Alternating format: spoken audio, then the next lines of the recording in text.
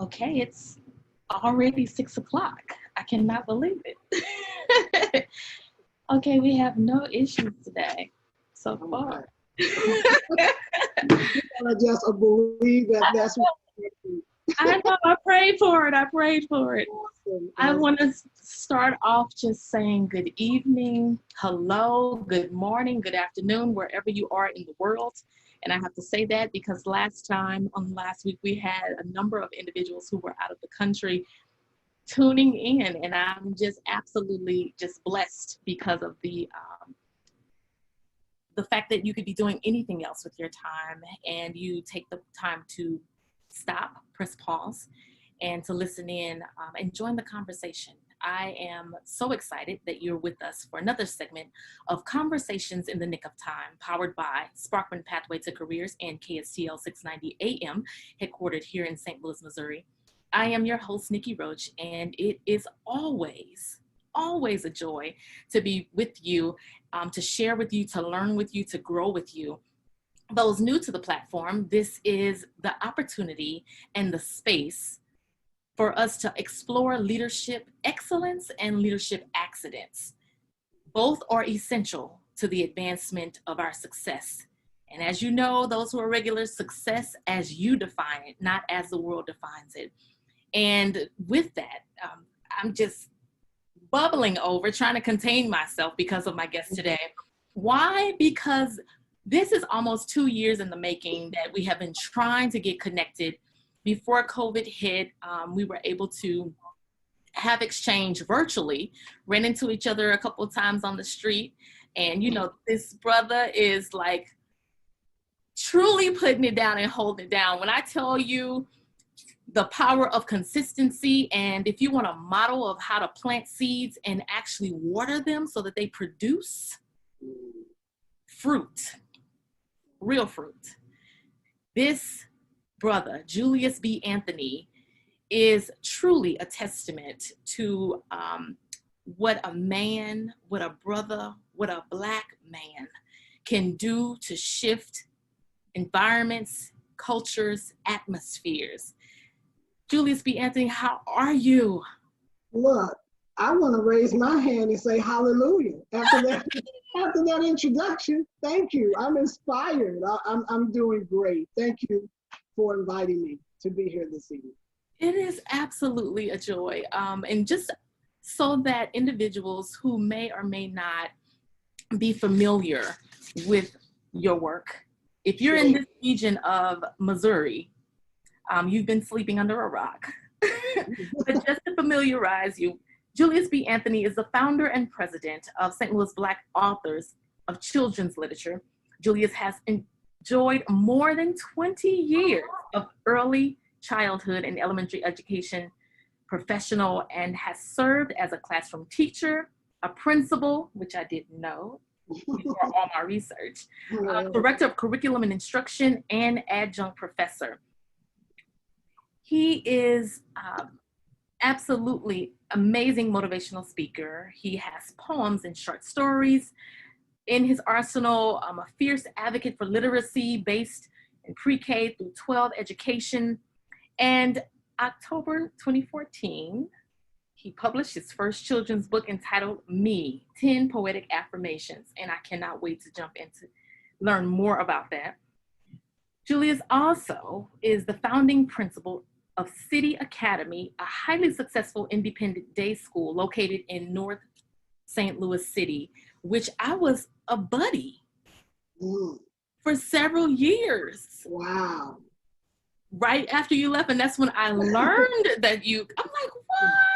Wow. Yeah. That was one of my proudest moments. Very important professional experiences, being able to start that school with Don Danforth and create something different, innovative, and particularly for Black children in St. Louis. In the heart of the city. In the heart of the city. And I mean, because I was so involved for a couple of years, I mean, truly intentional instruction. Yeah, Absolutely. Trying to give Black children the experience of creating their own agency for learning. That was our inspiration in terms of just the teaching and the learning piece for City Academy. And it was done in a way that had never been done in that part of the city before. It's the first private school, the first independent day school founded in North City, St. Louis. So I'm pretty proud of that achievement. Now, take us through the passion behind this, because yes, you've been in the classroom, you've been in the boardroom, but you still come back to literacy. Yeah. And specifically, I love how you have niched down so much to really get into the root of a problem.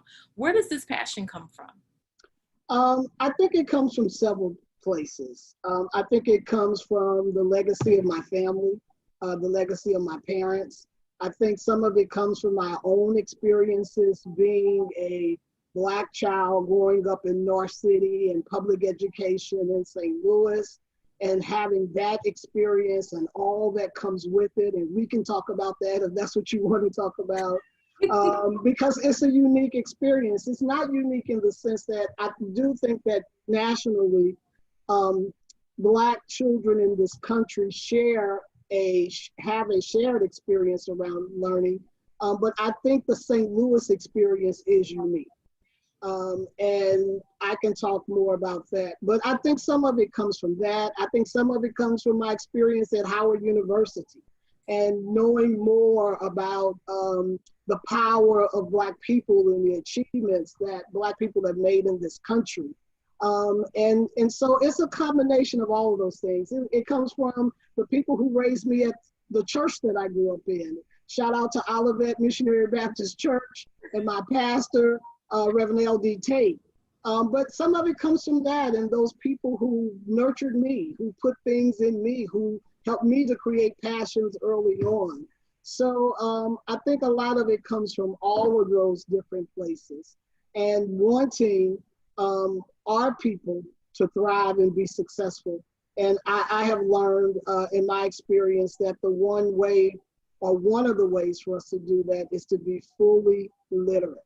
You cannot have a thriving life. You cannot navigate adult life successfully unless you are fully literate. And when you have challenges, typically those challenges are connected to your sensibility around literacy.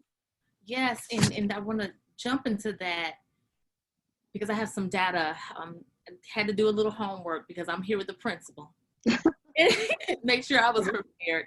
But, just to unpack your journey just a little bit, having been in the classroom, as I mentioned, then to being a principal, serving on boards, now being the president and founder of an organization that is like really, really caught the attention of some very key and instrumental people, decision makers.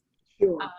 How is it that your skill when it comes to leadership been developed over this process of launching independently and having to get partners versus being with an entity and getting partners? So knowing a little bit about your background as well, some of that came from the way we were raised in the church communities that we were part of. Leadership for us started early. It started in Sunday school, being the person responsible to recite the scripture for that day, or being the person responsible for devotion for children's church. And we don't even see it. We don't even see it as leadership initially. But it is. Yeah. It is. It's our play. Yeah. All of those things. All of those things. Because those are the things that develop our sense of our speaking abilities. Those are the things that our parents or the adults that put us in those situations tell us what to be really serious about, and how to execute that with excellence. All of those things start early. And because we come out of those kinds of communities, and actually those places were the places where Black people typically could only have some sense of leadership. because there weren't really lots of opportunity in terms of your professional life, in terms of the adults that raised us, to have real leadership experiences. So church was the place to develop it. And we happened to come along during a time where those adults insisted that you presented yourself in a particular type of a way.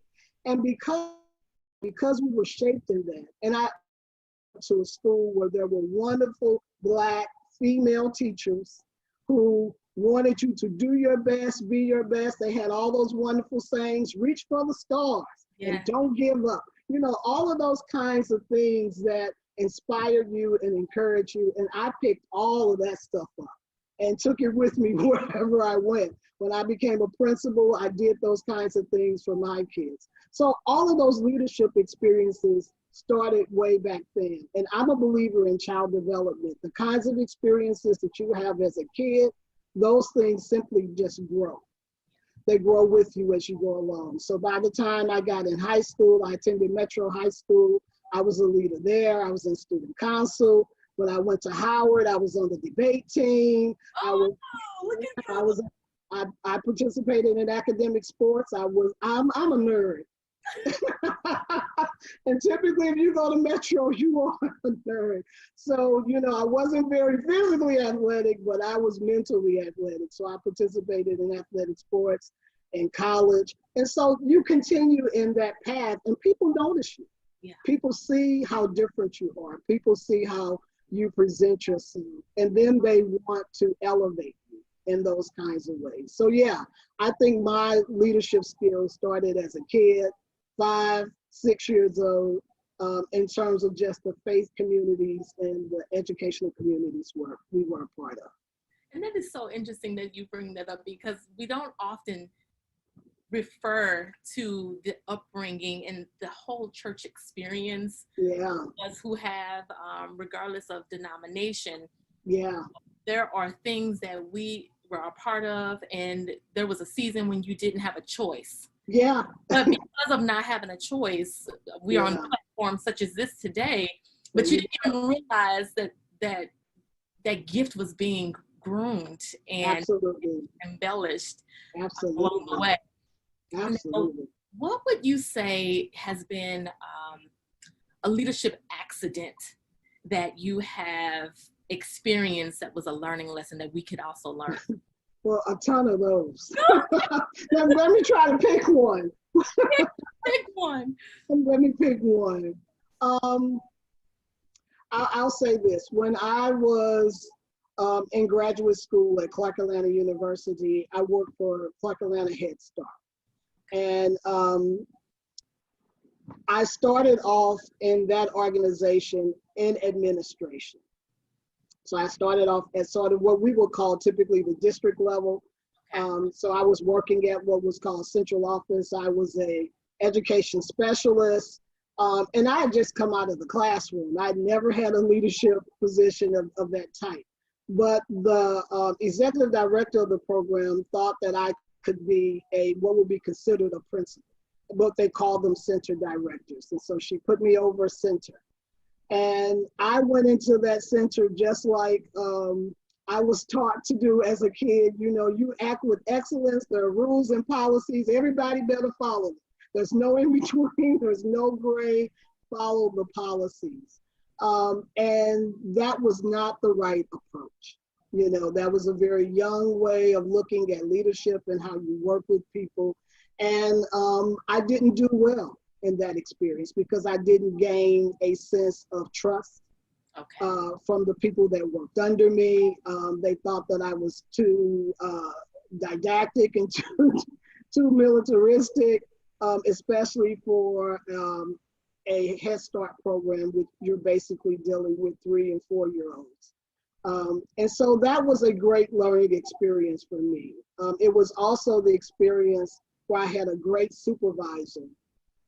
And she was the one that helped me to broaden the way that I really saw the world. And that the world was really mixed with a lot of color, that it was not simply black and white, and that you had to look at the nuances in people and in situations. And that to me is what distinguishes a great leader. one that can look at nuances and pick those kinds of things that really elevate and inspire people to do and to be fully and totally themselves. And so, yeah, that was the leadership mistake that turned into something really bright. And now I continue to live out of that experience. I love it. I love it because it's not, you know, one of my colleagues so eloquently and articulately worded it, is that as leaders, you're going to make mistakes. Yeah. The mistake is if you don't, the real mistake is if you don't learn from it. Absolutely. And use it to position you Yeah. to do better, and not just for yourself, but those around you. Because I'm sure you had a team. You know how we laugh and say, "Oh my gosh, that one boss you don't want to be like." Look, they probably say that about me. You have one and you don't want him. But thanks be to God, my other people that I've been able to lead over the years will say something different. That's wonderful, wonderful. Now, the shift, you know, talking about having a heart to have learning experiences as a leader. Yeah. And you have taken those learning experiences to groom other teachers, other leaders, to make sure that our emerging leaders, our little ones, are getting what they need so that they can make it. And I do mean make it to being an adult equipped for this cruel world. Yeah, absolutely. So here's one of the things that I've learned in my experiences as an educator. And I've primarily worked in communities that serve Black children and children growing up in poverty, or children in working class families, or what we would consider the working poor. And what I've learned is that most children struggle with reading. I've also learned that most children come from families where adults struggle with reading. I've learned that a lot of children mentally check out around 3rd or 4th grade because of their lack of being able to hook into the learning. And I've always wanted to do something about that. When I was a teacher and I saw that in the classroom, I always wanted to do something about just that. And I would buy Black children's literature and bring it into my room and use it as part of the curriculum. I wasn't supposed to, but I did it anyway. That's leadership. Yeah, absolutely. When you know the kinds of things that will really impact your children, you want them to be successful. That's the bottom line. And so you do those kinds of things that will help them to do that. So I discovered by doing that kids really bought into that kind of literature. They were excited about it. They felt good about seeing someone that looked like them in a book, or a story that they could relate to in a book.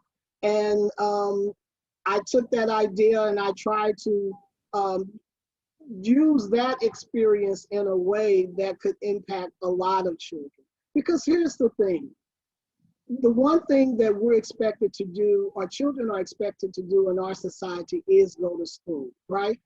Yes.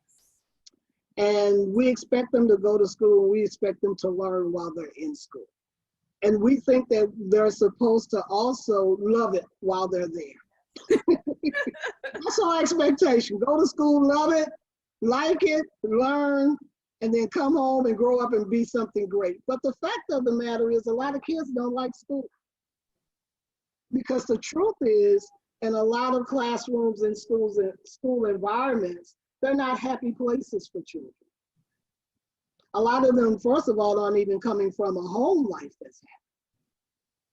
And so when you're part of these experiences that, you know, don't make you feel good, don't make you feel good about yourself, no one is elevating you, no one is inspiring you, no one is telling you that you're worth anything, but all the messages are basically saying that you really don't matter, that impacts your psyche. That impacts your spirit. And one of the biggest ways we send that message is through the books and the literature that we use in schools, and particularly in the younger grades. And so in the American educational system, we say that explicit teaching of reading begins in kindergarten and should last through third grade. So by the end of third grade, you're supposed to be a competent reader. And you are right. So again, the principal is in the room. I had to do a little research, and according to Right Express Corporation, 2/3 of students who cannot read proficiently by the end of the fourth grade will end up in jail or welfare. Over 70% of Americans inmate cannot read above fourth grade level. 1 in 4 children in America grow up without learning how to read. 1 in 4. Yeah. In America. Yeah. Students who don't read proficiently by third grade are 4 times likelier to drop out of school. And as of 2011, America was the only free market organization of economic cooperation and development country where the current generation was less educated than the previous one. And we have access like never before. Yeah. But we think that it's only the teaching strategies that matter. Okay. And Cool. it's not. Yes. It's not just it's content matters. What you put in front of a child to read, what the stories are about, what the information is about, that matters. Those are the things that tell children that they matter. Yeah. And so here's another statistic for you. According to the Cooperative Children's Book Center, who collects information about children's picture books and adolescent novels that are published every year, they say that less than 6% of the text and the information that's presented to all American children tell stories about the Black experience or has a story with a Black person as a protagonist. And not just that, but less than 3% of the books that are presented in American schools are authored by Black people. Now think about that. Think about that. Yes. Not in Missouri, in America. In America. In America.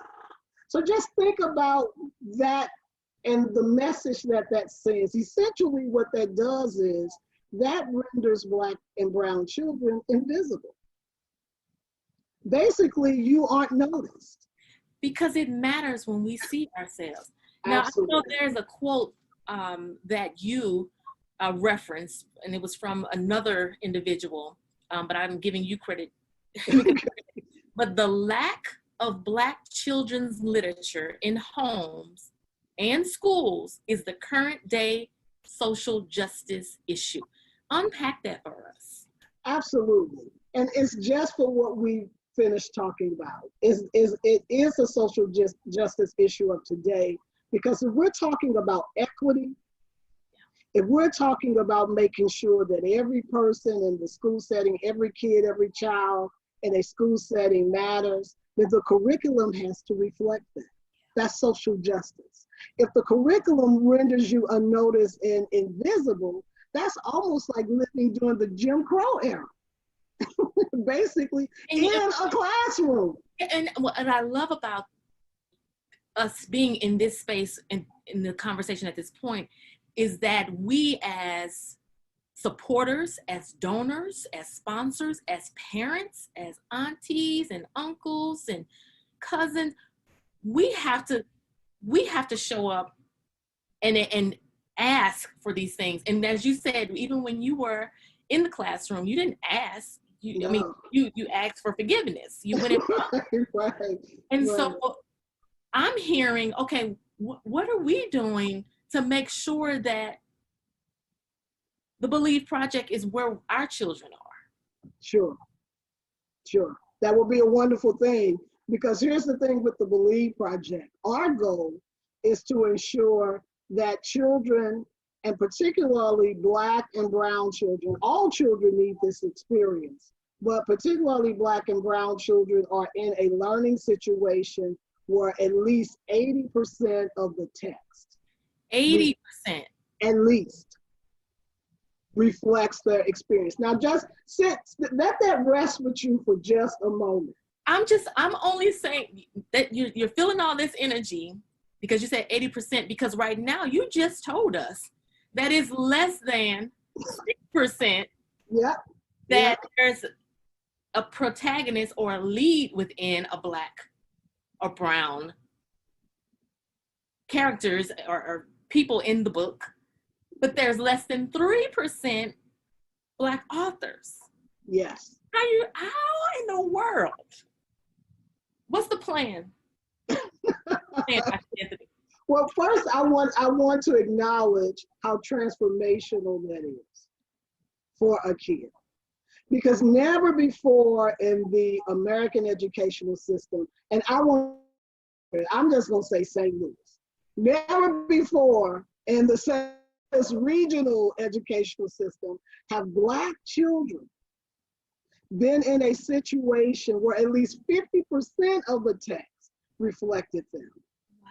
And so for the first time in 2019, when we were able to birth the Believe Project, children in this region were able to be in a learning experience in a room where all the books around them reflected their heritage and their experience. That's transformational. That's social justice. That right is there. That's major. Because what we're saying to children then is that they really do matter. And here's the other thing about the Believe Project. Not only are the texts reflecting who you are, but the space reflects how important and valued we think that you are. So let's go back, and we're talking about the Believe Project, and that's part of the. I'm loving these colors you're wearing. Also, along with the T-shirt. Can you show us the T-shirt? Let's see. I believe. Awesome. That is so awesome. So yes, you took it upon yourself, all this that we've been talking about. And yes, you are the president and founder of St. Louis Black Authors, but the Believe Project was birthed out of that. Am I following you? Okay. And with that is the sole purpose of that. Tell us. So my entire life has been a God journey. I got to start there.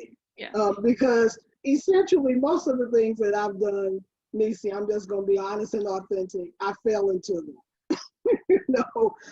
There were the major things that have happened in my life happened as a result of God saying, this is what you're supposed to be doing now. Not that I planned, not that I envisioned it, not that I visioned it out. I did not vision out the Believe Project. Okay. I was in a consulting situation with a friend that went bad. And I was at home one day with nothing to do, and I started reading some Black children's literature, and children's literature always inspired me. That prompted me to publish my own book. And the book that I published is a series of poems that I wrote for kids when I was at City Academy and when I was teaching first grade. That experience led me into meeting a lot of local authors. I decided to bring us together to try to work together, because I believe that when the numbers, you become more powerful than you are by yourself. And my goal really was to try to figure out a way for all of us to sell our books. That was my business plan.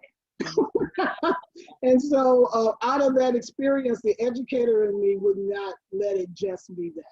So I was invited to do these learning experiences at the Missouri. And I'm telling the story really fast. I was by chance invited to be a featured author at the Missouri History Museum and started doing other work there. they asked me to plan a program for winter getaway, which was the winter of 2017. Okay. It was the week between the day after Christmas and the day before New Year's.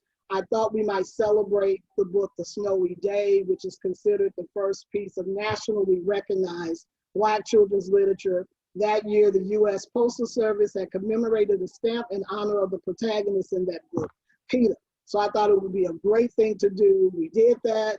I really wanted Black families to participate in the way that they typically do not participate at the Missouri History Museum. So I really tried to push it into what we call the Promise Zone school districts in our region. Thought we might get about 60 families. We ended up getting 300. That blew everybody's mind. It blew my mind. So one of my millennial nephews told me to start posting my stuff on social media. So I posted it on LinkedIn, posted it on Facebook. Wait. Wait a minute. So this is how, because I'm telling you, from the outside looking in and just following the journey from the distance and via social media, it literally was an invite. Well, you wanted to just pull some people together. Yeah. Who had also written. Yeah. They were Black and brown authors. Yeah. We're gonna sell these books. That was my plan. That was my business plan. So I love this because back to, again, leadership, excellence, and accidents, how you being flexible, nimble enough to understand, one, there's a call. This whole K-12, that is your call. That's your space. Sure. And you thought you were just going to become a salesman. Yeah. A salesman of the product, but you ended up, so it's almost like you're still in the classroom, like you're still building community. I am. Which is what K-12, to me, what we're missing. Yeah. It's being, to me, stripped of community. Like it was your neighborhood, it was the parents, it was the like we missed that, and it helped with those stories and the development of our little leaders. Yeah. And now they're just dispersed everywhere, and I feel some kind of way when we talk about like DSEG programs. And I'm all for, and this is just putting my little 2 cents in. I'm all for excellence. I'm all for educational opportunities, all for that. But when you get a kid up at 4 a.m.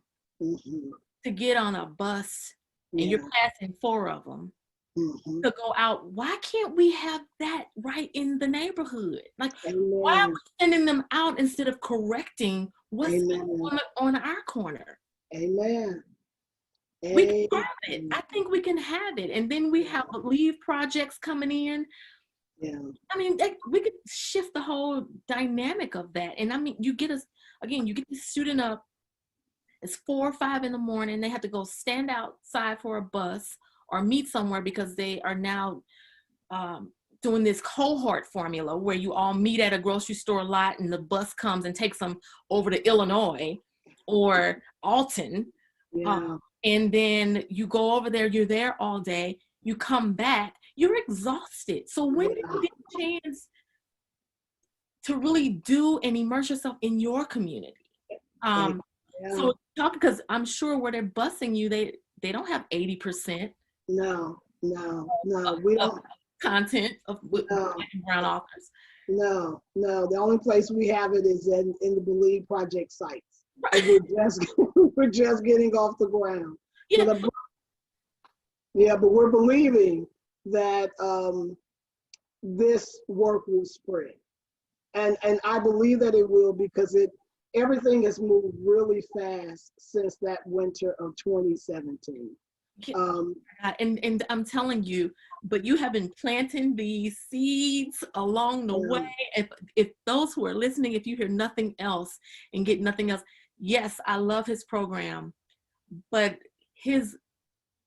your dynamic level of leadership, and it's very subtle though, but it's powerful, because I'm telling you, anyone who's been watching, you just planting, not boisterous, not loud, not hitting us over the head with content.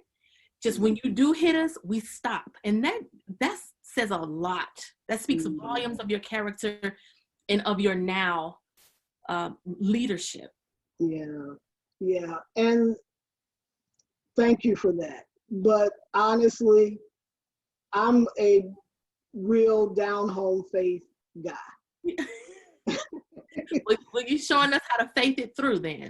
Right. Faith it through. Right. Because here's my reality, and I can only talk about my experiences.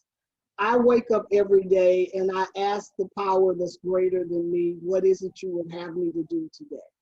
Because I don't feel smart enough, educated enough to be an entrepreneur business person, because I didn't go to school for that and never thought that I would be that. Yeah. But I believe in something that's bigger than me. And I believe that that bigger thing actualizes my passion and my purpose. Yeah. And if I just listen to that, then I'll make the right moves. Yeah. So every move that I've made, it's been because I listened to spirit, honestly. And some people might be surprised, and I don't know if I should put this out there, but I've never written a business plan. I still don't have one. Okay, this is nitty gritty.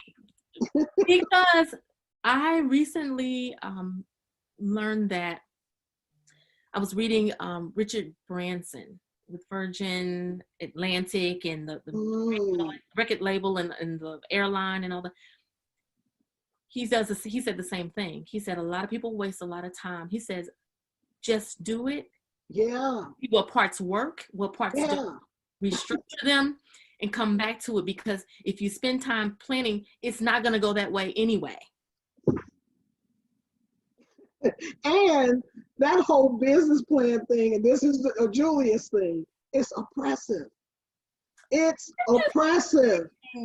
And in this day of reimagining life and being innovative, you can't put yourself under an oppressive system. Yeah. You got to be ready to move and be flexible and do the work. Just do the work. Yeah. And I believe everything else will, kind of right fit and align us.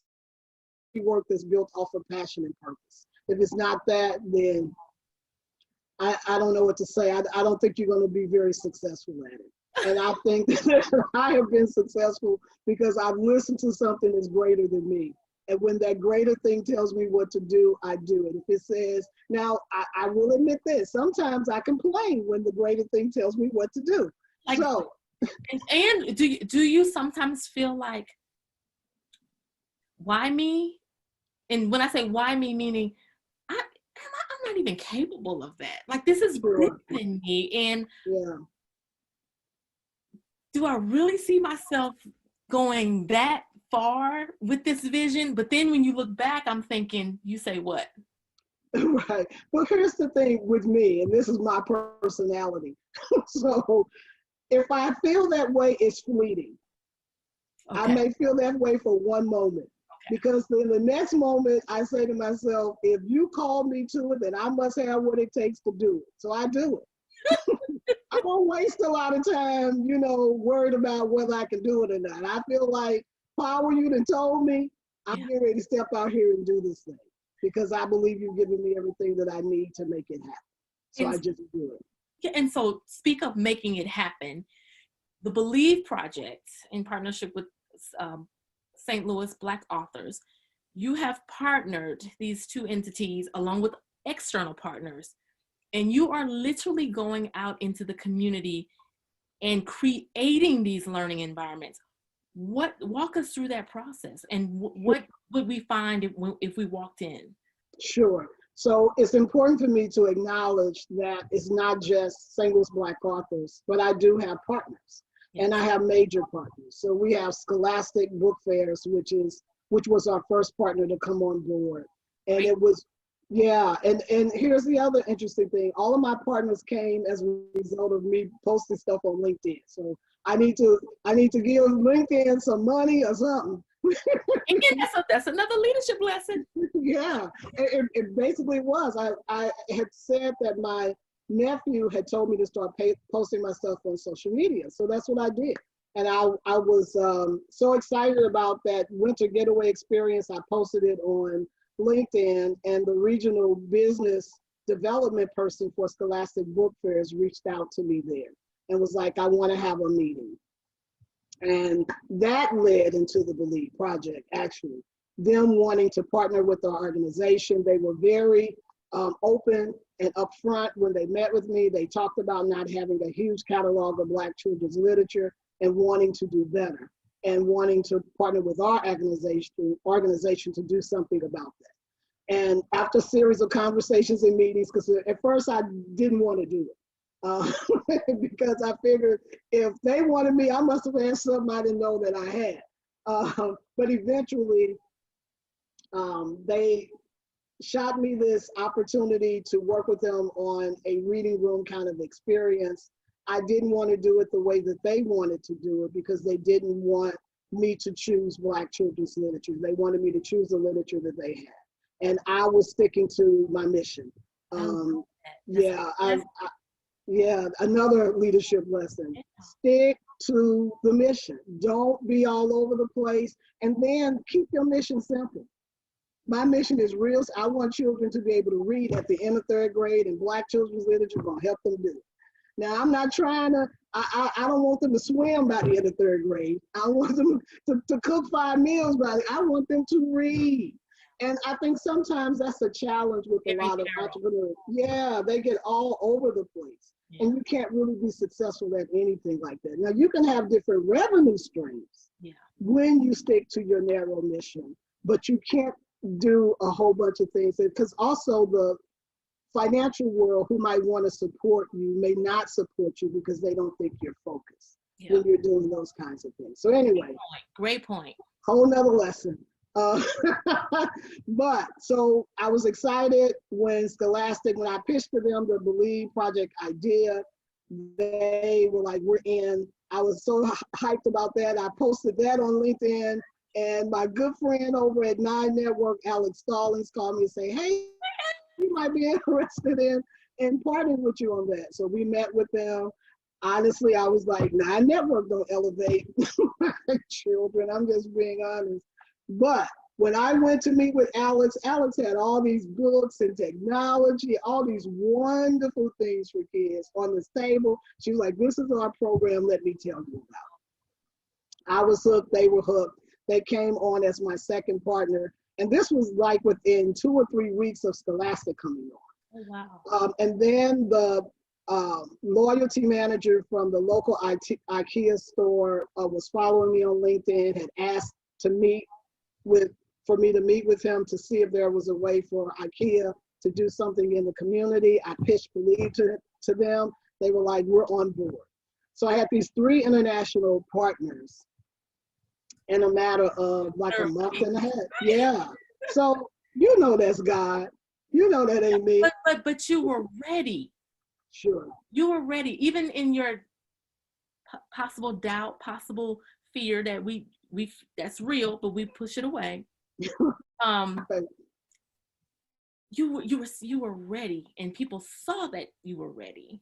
Sure. Because I love how you mentioned that even when you had an opportunity to do something one way, you could have gotten excited and just went with it, which is what we can do, but it ends up derailing the vision. Absolutely. So you stuck to that, and because of that, people saw the vision. Other people saw the vision. They're still seeing the vision. And when we walk into these spaces, what do we see now? I'm gonna answer that question because you asked me that 3 times. I gotta get to it, right? Okay, when you walk into a Believe space, this is what you'll see. One, you may be mesmerized by the unique mural that's in that space. Every Believe space has a mural that reflects the images of Black children, and Black children in their diversity, you know, in terms of shade of skin, in terms of things that they do, in terms of dress. And that mural is intended to inspire you. So you're going to see the word Believe in that mural and some other inspirational words. So that's what you'll see. You'll see a room that's filled with lots of books, Our goal was to have at least 1,000 books in every one of our spaces, and we have received such goodwill that all of our spaces have over 3,500 books in them. Oh my gosh. Yes. Yep. God is good. You'll also see this place that is a comfortable living space for children. And I have to give IKEA credit for that. They took my vision and made it so much bigger than what I had expected it to be. My desire was to create a home life type of experience so that kids would understand what you do here, you can do at home. You can build your own agency for learning. IKEA brought in wonderful couches, wonderful chairs, and we're talking about adult-sized stuff. I didn't want any kiddie stuff. I didn't want nothing to look like a preschool classroom. Yeah. This was a space that should be a space that you naturally live in. Wonderful rugs, a dining room table and chairs and flexible chairs, bean bags, those kinds of things. So it's an inviting place. It's a place that makes you feel like you're at home. As a matter of fact, the first site that we opened is the Ferguson Community Empowerment site. And the leadership there said to me, when the kids first entered the space, they decided to take off their shoes and say to them and each other, this is home for us now. This is our new house. That one kind of phrase made me so emotional. Because here's the thing, at that time, I was just doing the work. I hadn't stopped to really look at what we had created. That brought it all home, because what it said to me at that point was we were in the process of transforming life. Yes. We were now these are the children that live right next to the place where Michael Brown was shot. Yeah. And we know the kind of living conditions that community has. Right. And so to walk into this space and say, this is our new home. This is home for us. And we're going to treat it in a particular kind of a way. Because it is home. And we think that they don't know. Oh. That's the crazy. Like yeah. Some of us think that they don't know, and they won't behave. Yeah. The other, no. That's another conversation about social justice. Yeah. That's a social justice conversation, because we think Black children should be controlled. We do not allow Black children to be themselves in the learning space. We think from day one, the systems are in place that hold us hostage of leaving our authentic selves outside those doors. Absolutely. And we learn the dance, and we do. More chiseled off as we go through life. Yeah. And we soon, before we know it, we have just assimilated. Yes. And some of us become robots. Some of us don't. Some of us resist. Yes. Have all this going on, but babies, as they will say, of babes, they know. Yeah, yeah. And here's the sad part about it, and why I'm saying it's a social justice issue, because some children don't have that experience. Correct. And it's not expected for them to have it. But it is expected for Black children. Why is that the case? And children who are allowed to fully be themselves as children end up growing up being more creative, critical thinkers, analytical reason, people who analytically reason well. And here's the thing, the innovators of the world think in those ways. Yes. They are the out-of-the-box thinkers. And so if we are training our children to stay in the box, then what are we doing? Yeah, because I say, oh my gosh, I remember even coming up as kids, my cousins, whether it was on, my maternal side or my paternal side, you go outside and you're outside, like you begged not to have to come in the house. And you're out there building stuff, creating stuff with nothing. Yeah, with nothing. Yeah, yeah. We are the most creative Black people on the planet. Yeah. But yet we are placed in the box. Yeah. Yeah. So, like, you can be that creative, but not that creative. Yeah, absolutely. Absolutely. So the Believe Project is a space that we say is a yes space for children. Awesome. And one of the things that we make sure that we do is we work with teachers to help them to understand that. Because that's not natural for them in a space, in a place where Black children exist. Mm-hmm. So we want them to understand this is a place where kids are allowed to do themselves, to be themselves.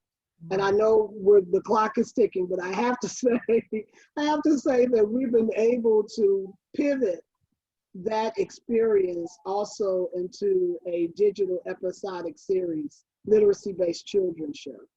Wonderful. Yes, I did see. I saw like the beginning when you were doing the trials, and I love is how inviting the set is, and it's just full of color. Yeah. And it's welcoming. Yeah. Even as adults. Yeah.